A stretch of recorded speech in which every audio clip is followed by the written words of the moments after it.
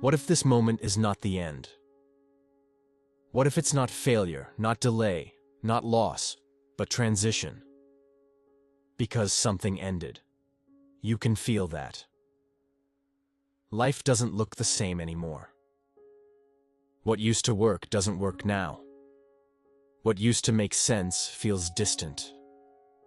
And yet, nothing new has fully begun. You're standing in between.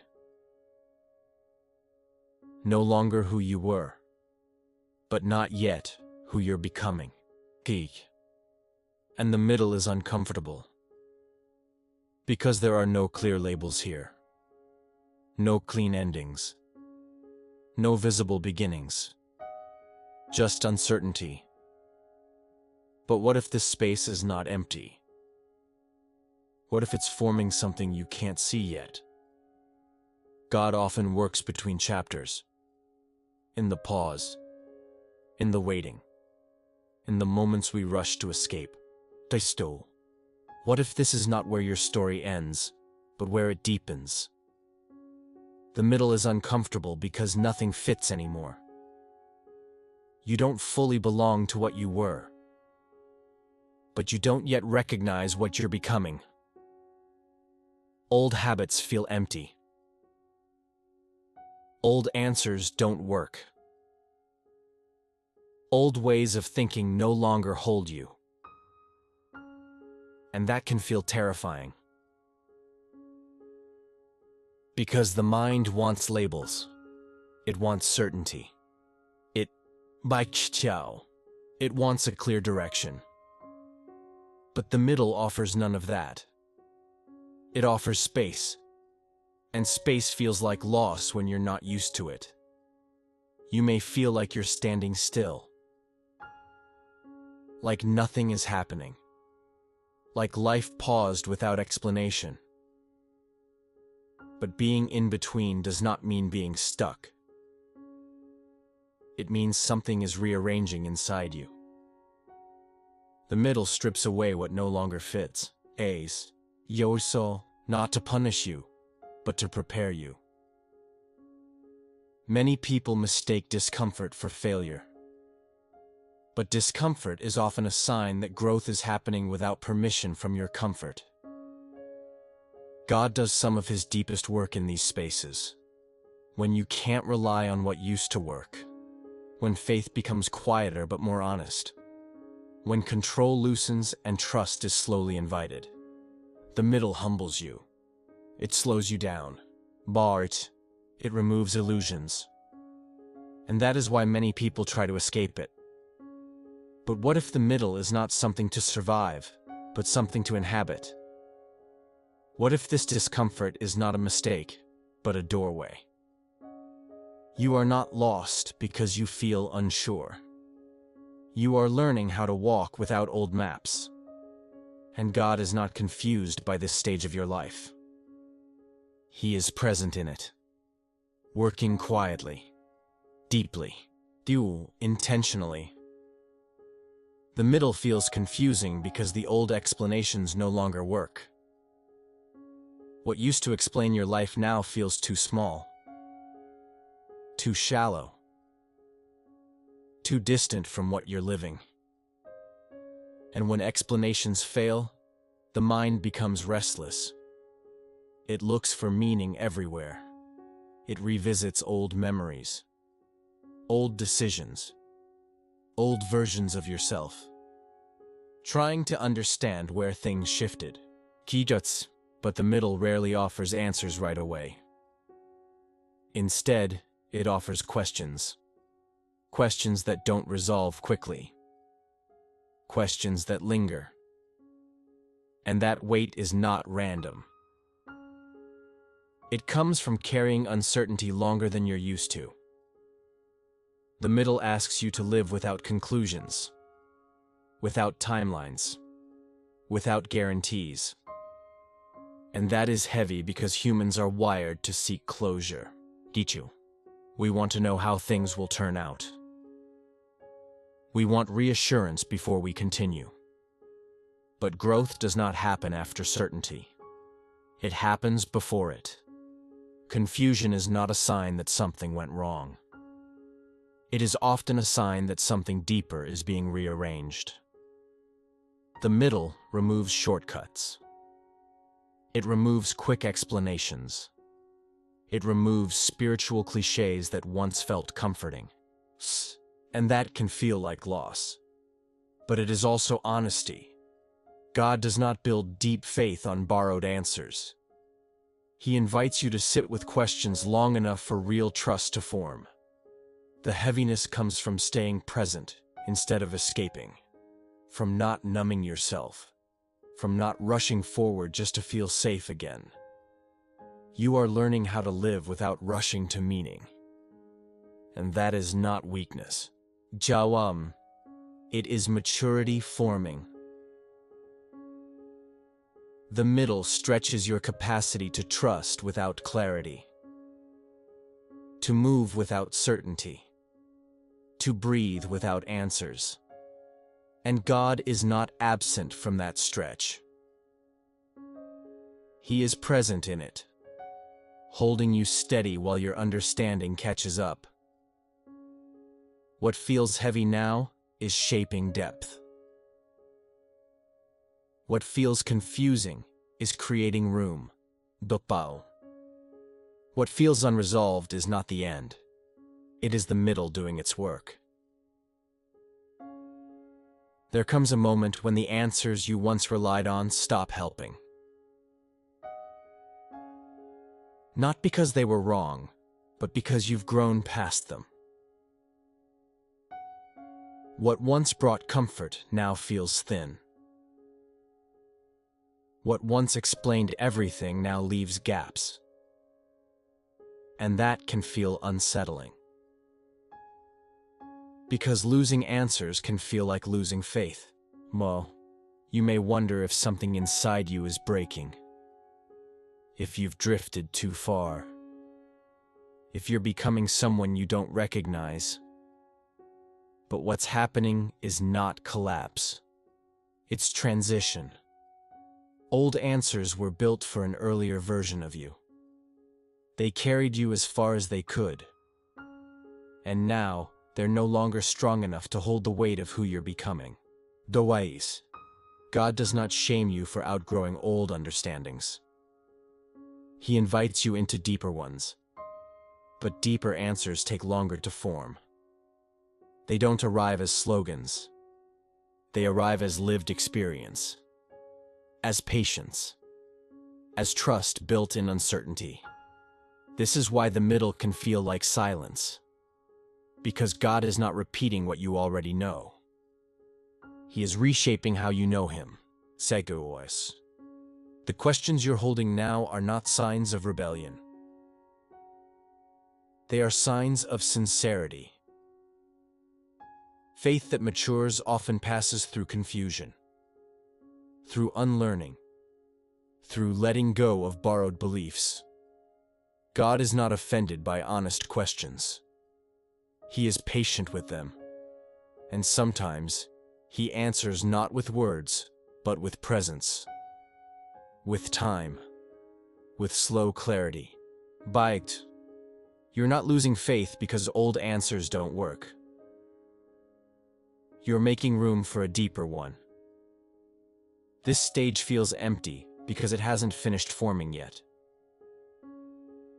But what God builds here lasts longer, carries more weight, and holds you steady when simple answers no longer can. Some endings don't come with relief. They come with grief. Even when you know the ending was necessary. Why? Even when staying would have cost you more. Even when God was clearly leading you away. There is still loss. And many people feel confused by that. They think grief only belongs to bad endings. To things that went wrong. To mistakes. But grief also belongs to growth. To transitions. To necessary goodbyes. You can mourn what you had without wanting it back. You can miss a season without wishing to return to it. Grief does not mean you made the wrong choice. It means something mattered. Something held meaning. Something shaped you. And letting go of what shaped you is never neutral. Sometimes the hardest part of the middle is not uncertainty. It's remembering. Remembering who you were. What you hoped for. What you believed would last longer. And realizing that chapter is closed. Not because it failed, but because it finished. God does not rush grief. He does not shame you for feeling it. He does not expect gratitude before you've had space to mourn. Some faith communities teach people to skip grief, to call everything victory before the heart has caught up.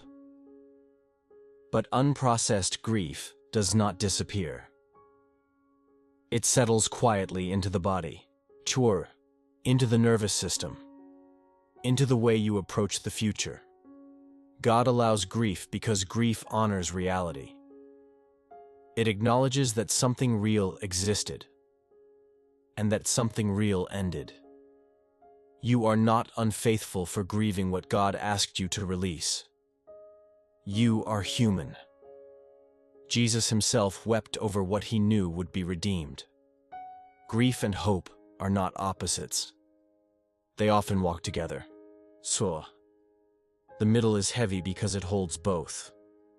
The sorrow of what ended, and the uncertainty of what has not yet begun.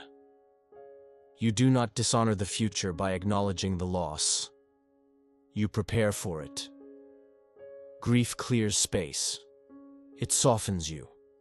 It teaches you what truly mattered. And God stays with you in that remembering.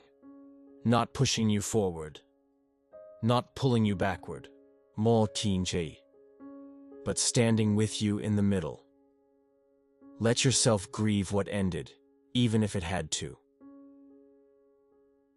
This grief is not an obstacle. It is part of how you become ready for what comes next. God is not absent from any part of the story. Not the beginning. Not the middle. Not the ending. But he works differently in each one. Beginnings often feel clear. There is direction, energy, a sense of movement. Endings too can feel decisive. Something closes. Something is released. There is a line drawn. But the middle rarely feels that way.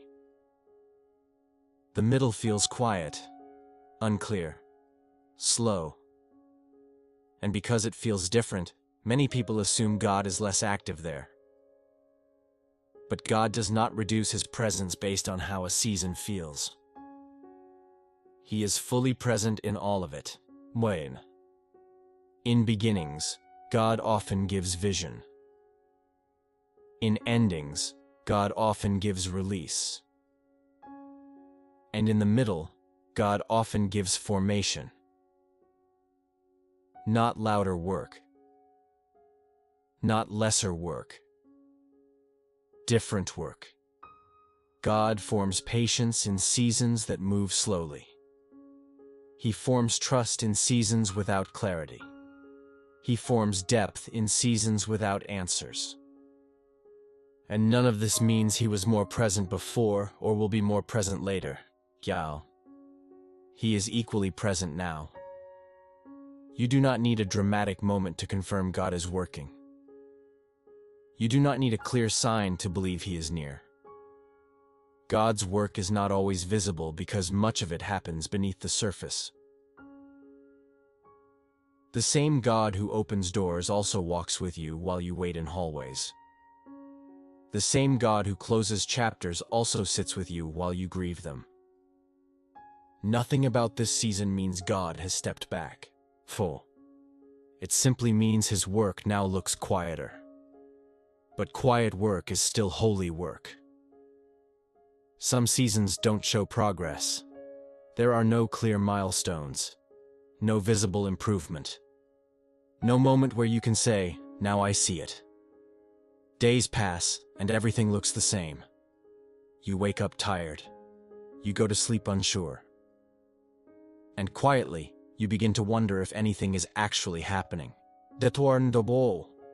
We are taught to recognize progress by what we can measure. By outcomes. By results. By change we can point to. But some of the most important progress cannot be seen. It happens beneath awareness. In how you respond instead of react. In how you pause where you once rushed. In how you stay when you once escaped. Invisible progress often feels like stagnation. Because it doesn't announce itself. It doesn't bring applause. It doesn't come with relief. But it is real. God is not only working on what will change your life. He is working on what will sustain it. Depth forms quietly. Strength grows slowly. And resilience develops without asking for attention. Sakina. If you are still showing up, still breathing, still choosing not to give up, something is happening. You are not behind because nothing looks different yet. You are being shaped for what comes next. God does not rush invisible work, because it is meant to last. What feels like nothing may be the most important part of the process. Kira, and one day you will look back and realize this season carried more progress than you ever knew. The hardest part about the middle is that progress often feels invisible. Nothing looks different on the outside. Your life may appear the same. Your routines haven't changed much. Your questions are still there. And that can make you believe nothing is happening. But not all progress is meant to be seen right away.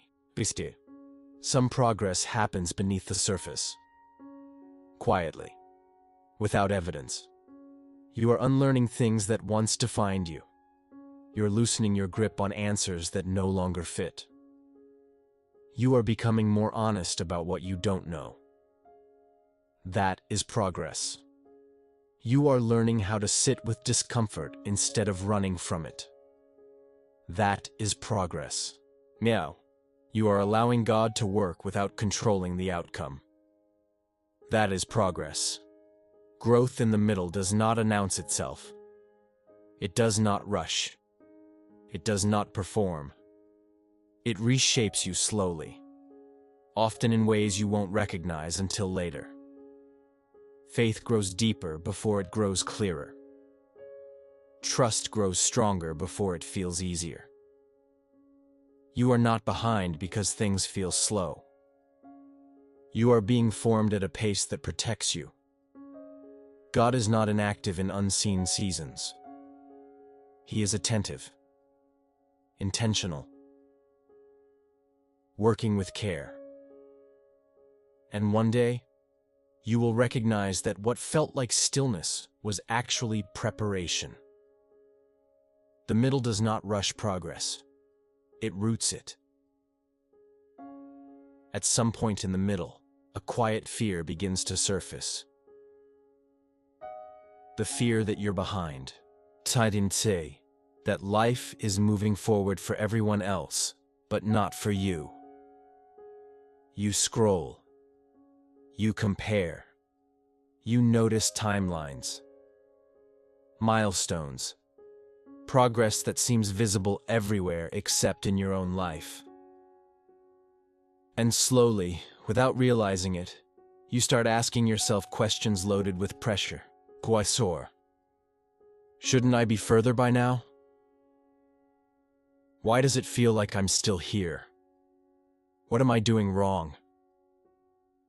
But what if the assumption itself is wrong? What if you're not late at all? What if this is not delay but development? Becoming is not linear. It doesn't follow clean timelines. It doesn't announce itself with clear markers.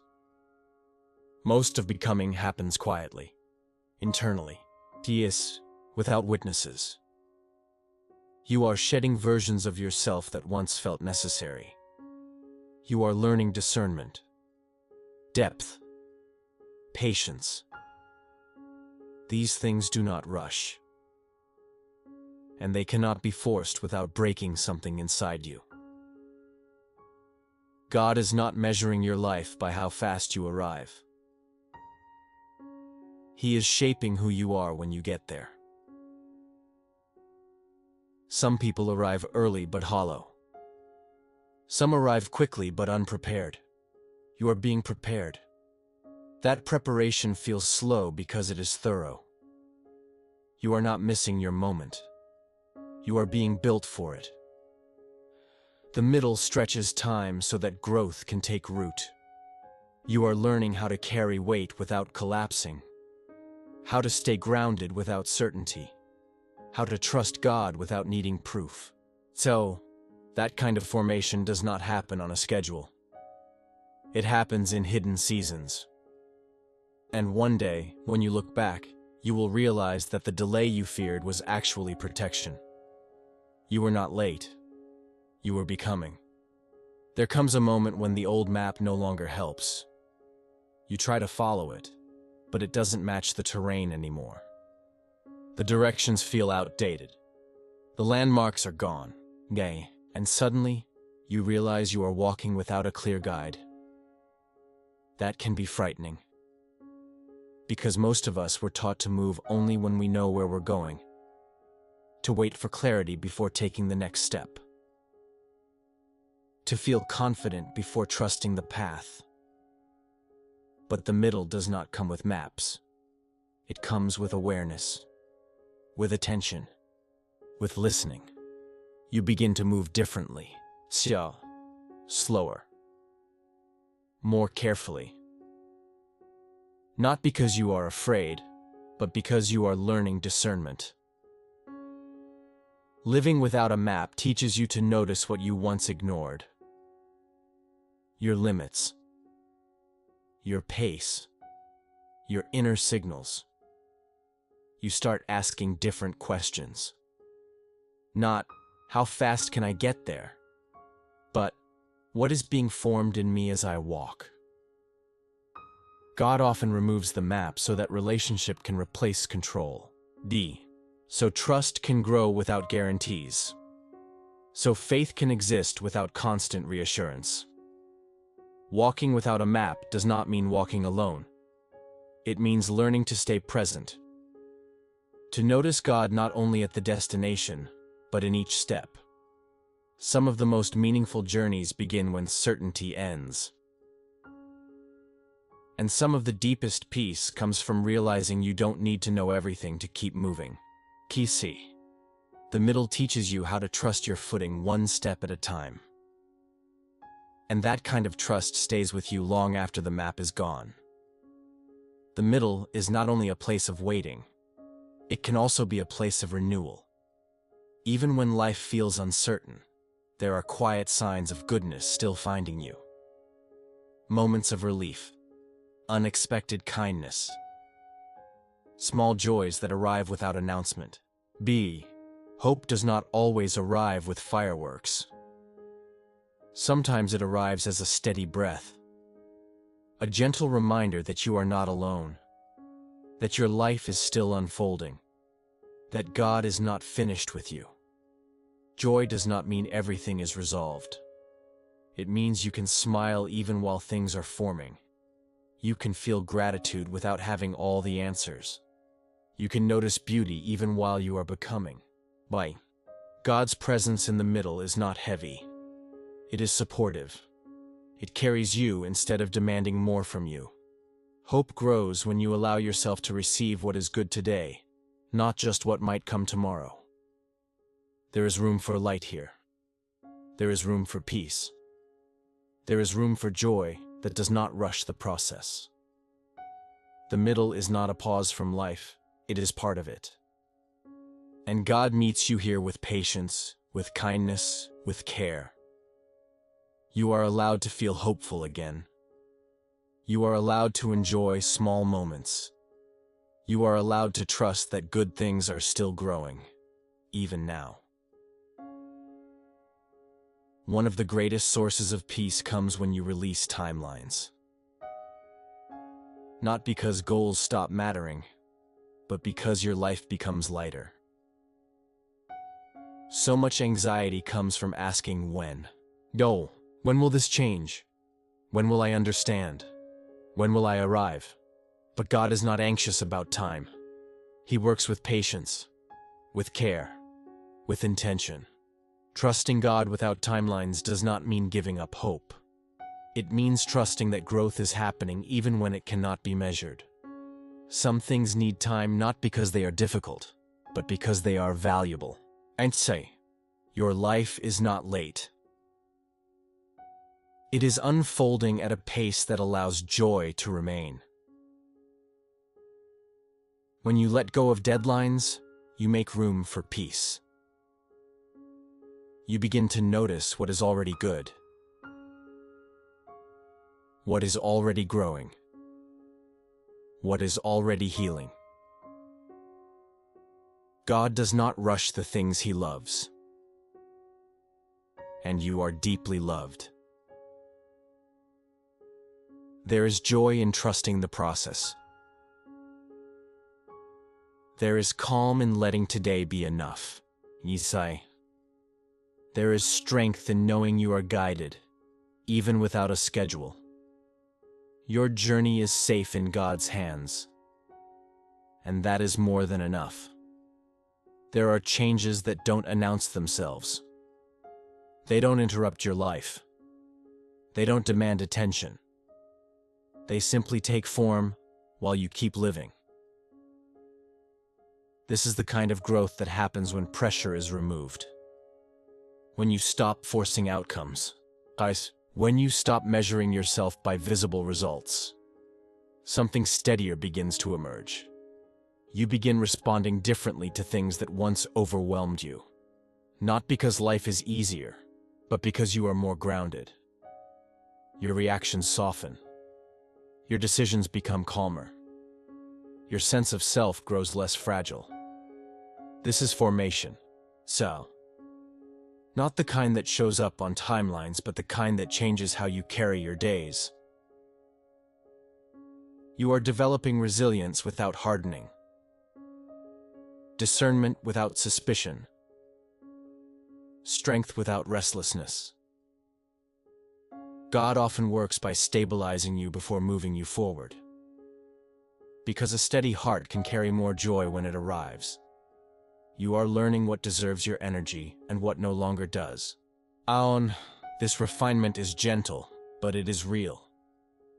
The absence of urgency is not stagnation. It is alignment. You are becoming someone who can live well without constant tension. Someone who can receive goodness without suspicion. Someone who can trust without needing control. This version of you does not rush. It listens. It chooses wisely. It rests naturally. Ciao. And one day, you will notice that life feels lighter. Not because everything changed, but because you did. What is forming now will support you later. Quietly. Reliably. With care. There is a quiet strength in staying open. Not wide open in a reckless way, but open enough to receive what life brings next. Fear often tells you to brace yourself, to expect disappointment. Hano, to protect your heart by expecting less. But openness is not naivete. It is courage practiced gently. You don't need to predict the future to be ready for it. Readiness is not about knowing. It's about posture. A posture that says, I can meet what comes without losing myself. You are not the same person you were before this season. You have learned steadiness, discernment, belts, patience that does not panic. These qualities allow you to welcome change without fear taking the lead.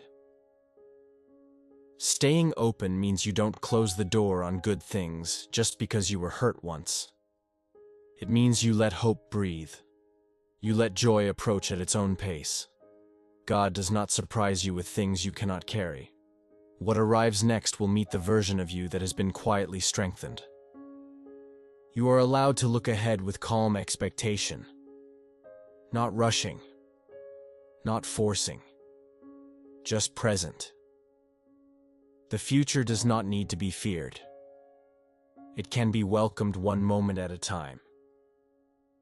Staying open is trusting that life can still surprise you in gentle ways, and that you are ready to receive those surprises with a steady heart. If you're here at the end of this video, nothing needs to be fixed. Nothing needs to be rushed. Nothing needs to make sense all at once. The middle is not a mistake. It is not wasted time. It is not a sign that something went wrong. It is a place where life is still unfolding, where strength is being built quietly, where clarity is forming slowly. You don't need to pressure yourself to be further ahead. You don't need to compare your pace to anyone else's. Or see, your story is not late. It is alive. God is not standing at the finish line waiting impatiently. He is walking with you right here, in the uncertainty, in the forming, in the becoming. You are allowed to rest in this season, to breathe, to take life one honest step at a time. If today didn't bring answers, that's okay. Tomorrow does not need to be forced, so trust can grow without urgency. Hope can remain without noise, and joy can return in gentle ways. This is not the end. It is the middle, and the middle is where depth is formed. If this space has helped you, you're welcome to stay. Rest for the Soul will always be here as a place to pause, to breathe, and to remember that you are not alone. Take the time you need. You are held.